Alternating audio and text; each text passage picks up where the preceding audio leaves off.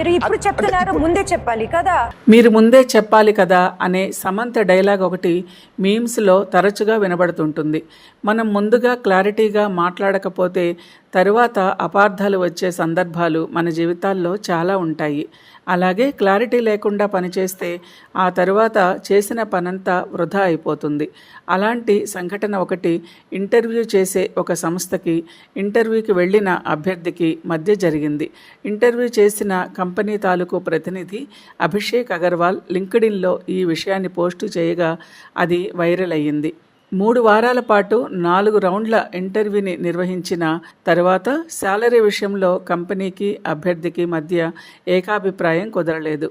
ఆ పోస్టుకి company budget ప్రకారం సంవత్సరానికి 20 లక్షల శాలరీ ఉండగా అభ్యర్థి 28 లక్షలు కావాలని డిమాండ్ చేశాడు. దాంతో అప్పటి వరకు జరిగిన ఇంటర్వ్యూ ప్రాసెస్ మొత్తం బూడిదలో పోసిన పన్నీరులా మారింది. ఇదంతా తన తప్పేనని ముందే జాబ్ డిస్క్రిప్షన్లో శాలరీ విషయం కూడా మెన్షన్ చేసి ఉండాల్సిందని అభిషేక్ అగర్వాల్ తన పోస్టులో రాసుకొచ్చారు. హెచ్ఆర్ డిపార్ట్మెంట్ జాబ్ ప్రకటనలో సాటి కంపెనీలు ఇచ్చినంత లేదా అంతకు మించి అనే అర్థం వచ్చేలా కాంపిటేటివ్ శాలరీ అని మెన్షన్ చేశారు.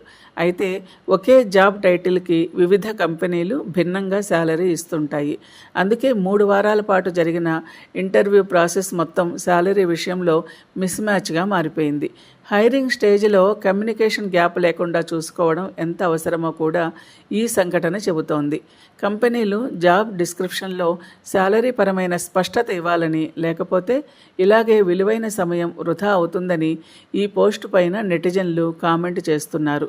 కంపెనీలు ఎంతసేపు జాబ్ డిస్క్రిప్షన్లో టైటిల్స్, రెస్పాన్సిబిలిటీస్ పైనే దృష్టి పెడతాయని, బడ్జెట్ చెప్పవని, అందుకే ఇలాంటి సంఘటనలు జరుగుతుంటాయనే విమర్శలు కూడా ఆ పోస్టుపై వస్తున్నాయి.